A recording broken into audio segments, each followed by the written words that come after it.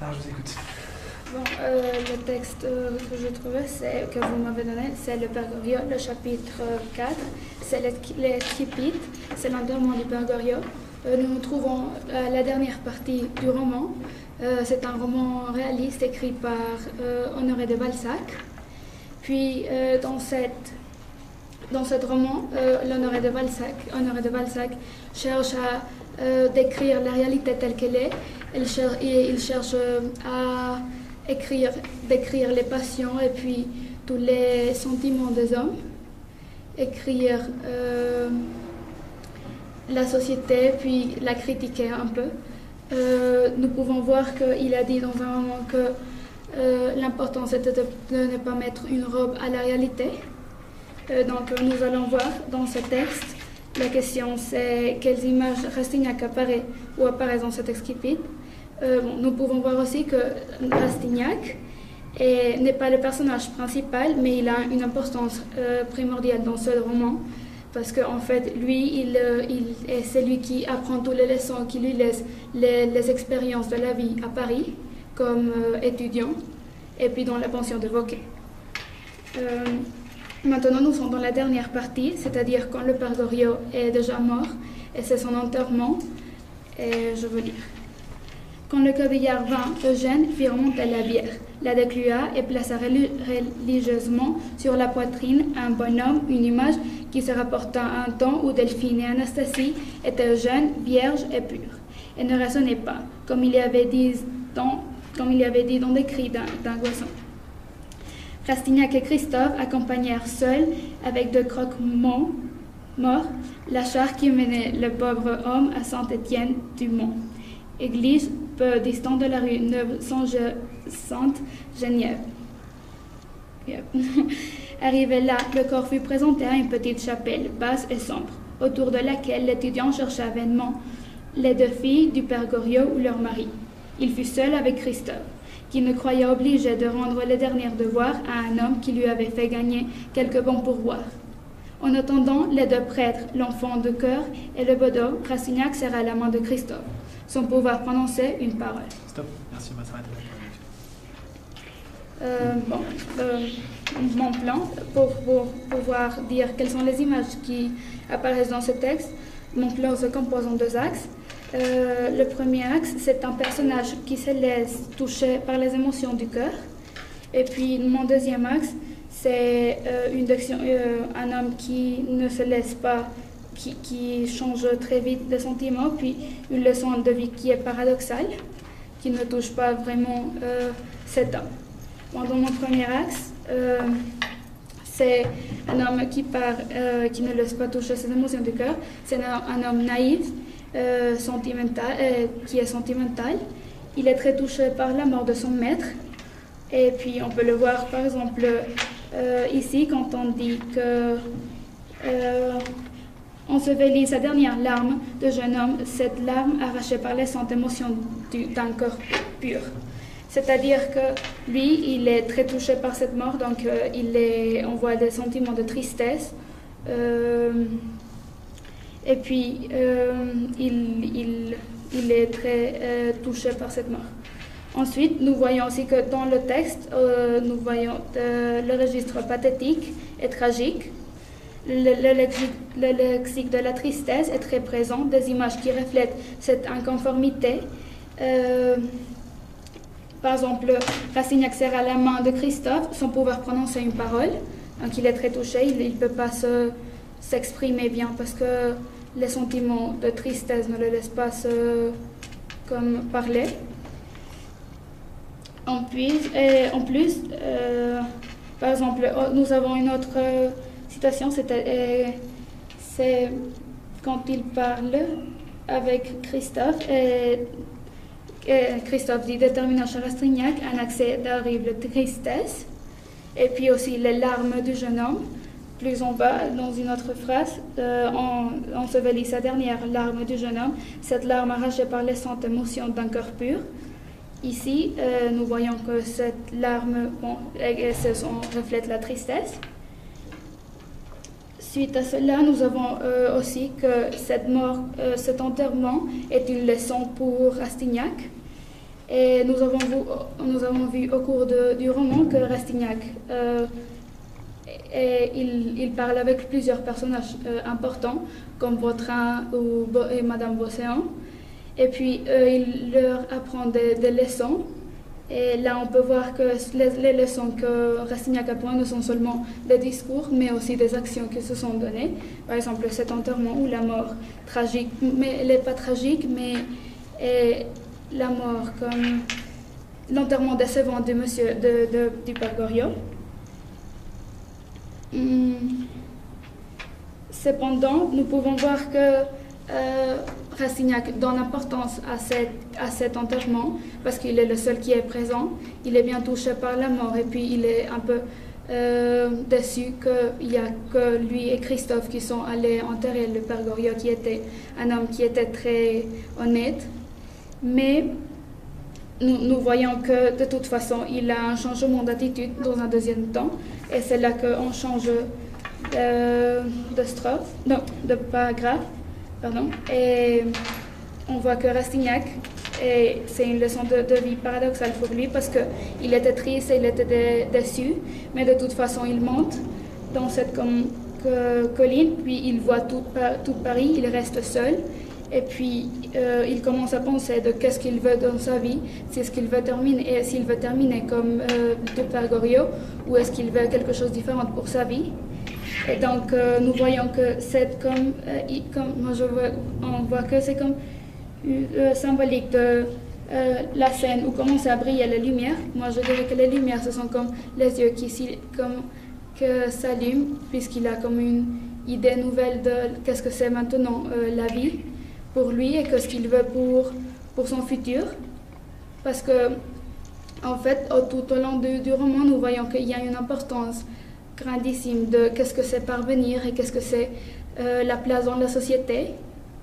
Et puis, lui, dans un premier temps, il n'était pas très convaincu de ce qu'il voulait, s'il voulait parvenir, parce qu'on peut voir dans le discours de Vautrin, par exemple, que lorsque Vautrin lui dit comme tu dois parvenir à tout prix, lui, il n'est pas très convaincu de s'il veut être comme ça, s'il veut être un homme, pour le dire comme ça, tordu, qui n'est pas honnête.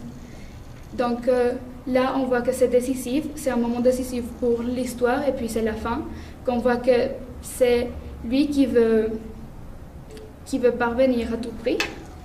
Et donc, il y a comme un changement de l'histoire, parce que dans un premier temps, on voyait comme il y a une évolution du personnage, parce que dans un premier temps, nous voyons que Rastignac était comme un homme qui était un peu passif, il était intéressé pour être accepté dans la société parisienne, mais il savait qu'il avait des principes très clairs, des valeurs et des principes qui étaient très clairs, et puis il ne voulait pas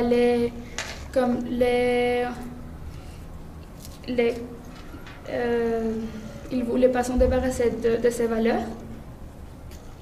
Et donc là, c'est un moment décisif lorsqu'il monte dans cette colline, et puis il décide de changer sa vie. On voit très bien cette image quand il dit « Il lança sur cette ruche bourdonnante un regard qui semblait par avance pompier le miel, et dit à ces mots grandioses à nous deux maintenant. » Là, on voit que c'est décisif, et puis on est en train de douter qu'est-ce qu'il va faire, qu'est-ce qu'il a décidé, et puis il y a une phrase dans le suivant paragraphe qui dit Rastignac allait dîner chez Madame Nucingen.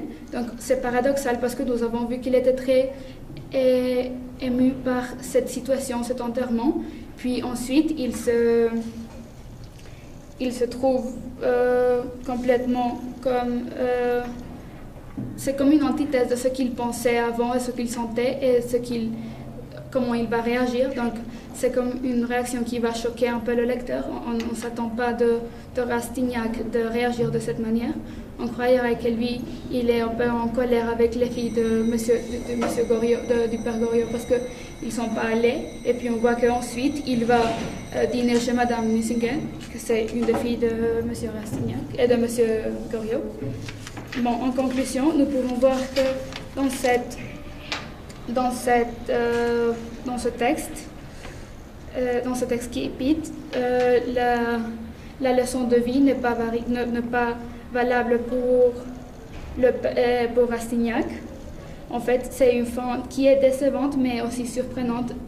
C'est une fin qui est décevante mais à la fin qui est très réaliste parce que, comme avait dit Honoré de Balzac, il ne veut pas comme cacher la réalité, il veut montrer la réalité telle qu'elle est.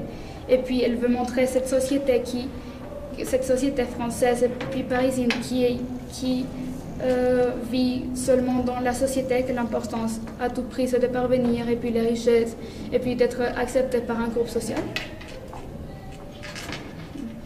Oui. Ah oui, je peux faire avant. C'est comme une espèce d'intertexte. On avait vu un tableau de Caspar Friedrich, je ne peux pas le prononcer, qui est très bien reflété ici parce que, en fait, quand on voit que Rastignac est sur comme les roches et puis il regarde Paris et puis il voit, il reste seul et puis il regarde Paris, on peut voir que c'est comme un moment de mélancolie qui laisse tout son passé derrière et puis il se lance sur un nouveau futur, sur de nouveaux idéaux et puis qui, comme s'il voulait vaincre ce monde qui avant ne pouvait pas, qui ne connaissait pas un monde nouveau qui veut convaincre. C'est bon? Oui. Alors, je vois sur votre liste que vous êtes censé avoir travaillé sur une introduction à Balzac et au projet de la comédie humaine. Oui. Alors, qu'est-ce que c'est que le projet de Balzac dans la comédie humaine? La comédie humaine, c'est à peu près comme j'avais dit, c'est l'importance d'écrire la réalité et puis Alors déjà, qu'est-ce que c'est la comédie humaine? C'est un roman? C'est quoi? C'est un écrit qu'il fait pour... Un écrit, mais un article?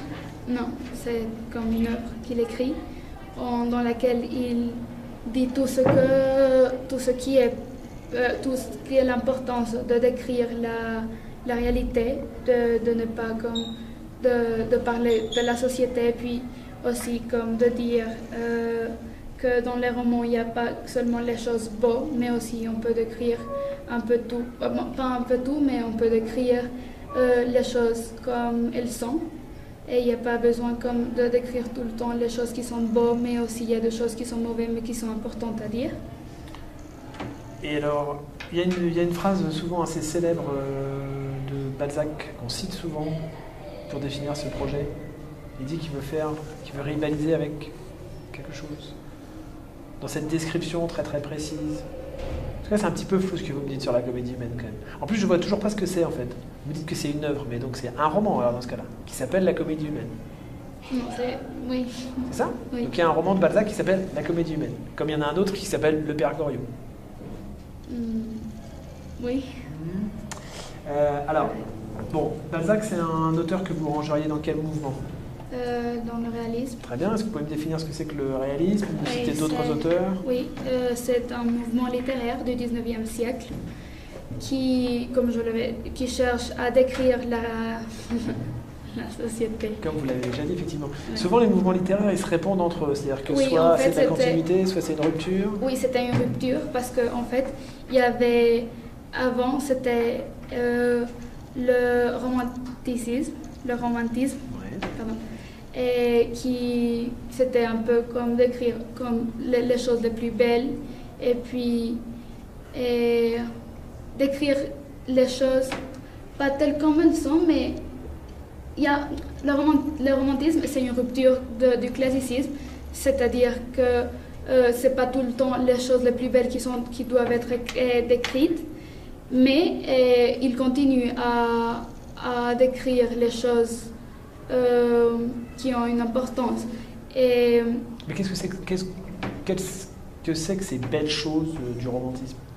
Qu'est-ce qu'on décrivait dans le romantisme? En fait, avant, c'était seulement sur la noblesse, on parlait seulement de la noblesse, on parlait sur la haute société, et puis pas trop sur ce qui était ordinaire. Et puis, le réalisme, c'est après se décrire les choses telles qu'elles sont. On peut voir que aussi c'est un peu de science. Ça, c'est... En fait, le réalisme, je crois que c'est comme la transition entre le romantisme et puis le naturalisme, je le dirais comme ça, parce que c'est un peu un mélange de deux, parce qu'on peut voir qu'il y a aussi décrit comme la nature, comme était écrit dans le romantisme, mais pas... en fait, non, je vais commencer une autre fois. Pour le réalisme, on peut voir qu'il n'y a pas l'importance du culte du moi, par exemple, ou du culte de la nature, n'est pas très importante comme l'était avant dans le romantisme. Maintenant, dans le réalisme, c'est plus décrire tout ce qu'on voit et puis comment on le voit, ne pas mettre une robe à la réalité, comme a dit Balzac. Ok. Vous êtes censé avoir également travaillé sur l'évolution de la notion du héros traditionnel à l'anti-héros. Oui. Est-ce que vous pouvez me parler de ça? Et pourquoi pas m'en parler aussi en vous référant au sujet de dissertation? Un personnage médiocre peut-il être le héros d'un roman? Ok. Bon. Allez. Nous pouvons voir qu'au cours du temps, le roman est varié parce qu'avant, c'était le personnage principal du roman était un héros. Et par exemple, on peut le voir dans les épopées. Les épopées, c'est pas un roman. Mais c'est le début du roman. D'ailleurs, c'est quand les débuts du roman, d'ailleurs? C'est au Moyen-Âge. On a un siècle en particulier? Au XIe siècle, avec Chrétien de Troyes. Très bien. Et... Donc, excusez-moi, donc, avec le début du roman, qui ressemble beaucoup à l'épopée. Avant, c'était seulement les héros et les personnages qui étaient comme successifs, qui arrivaient à Qui avaient du succès. Qui arrivaient à atteindre tous ces objectifs, qui arrivaient à surpasser toutes les péripéties qu'ils rencontraient. Par exemple, dans Le Chevalier au bouclier vert, on peut voir que le personnage est toujours... il est un vainqueur parce qu'il arrive à la fin à avoir tout ce qu'il veut, comme la dame qu'il voulait avoir et puis tout ça. Et ensuite, on voit qu'il y a une rupture avec Madame Bovary parce que Madame Bovary est un personnage qui est médiocre et puis c'est pour cela que c'est un personnage qui est très critiqué parce qu'on peut voir que elle n'est pas... on raconte la vie de Madame Bovary comme un personnage héroïque, mais on peut voir que sa vie n'est pas quelque chose de spécial. C'est seulement une femme qui est dans la société française.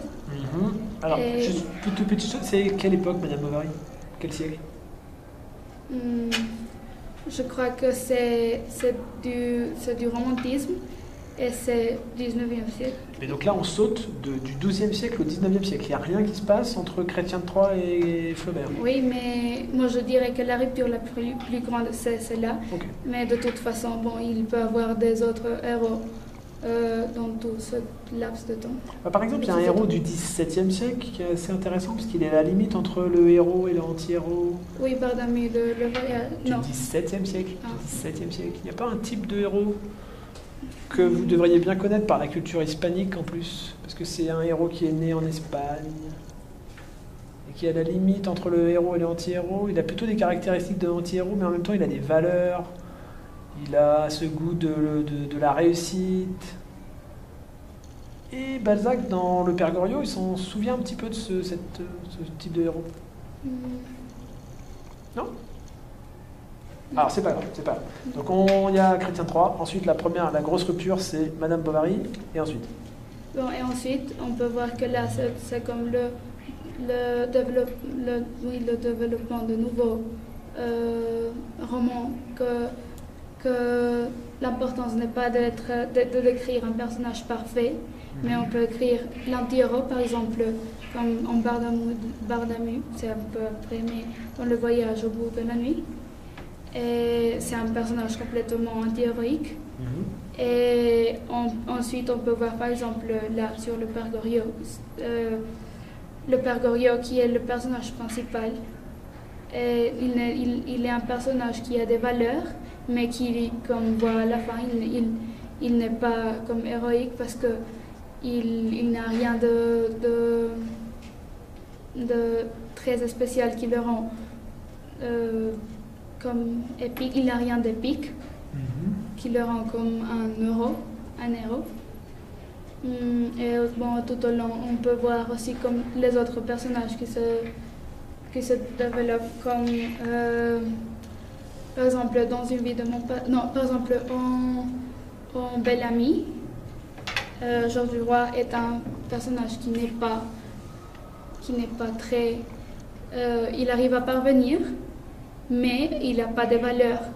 Donc c'est comme une antithèse, mais on peut voir qu'à partir de Madame Bovary, tous les personnages sont des personnages médiocres qui reflètent un peu la société, parce que en fait, comme c'est aussi une époque humaniste, on peut voir que on se rend compte que l'homme n'est pas très parfait en soi-même, et que en fait les hommes parfaits étaient seulement comme dans l'Antiquité, puis comme dans la mythologie, et que l'homme de tous les jours est un homme médiocre qui a des valeurs mais aussi qui a des défauts. Merci. On va s'arrêter là.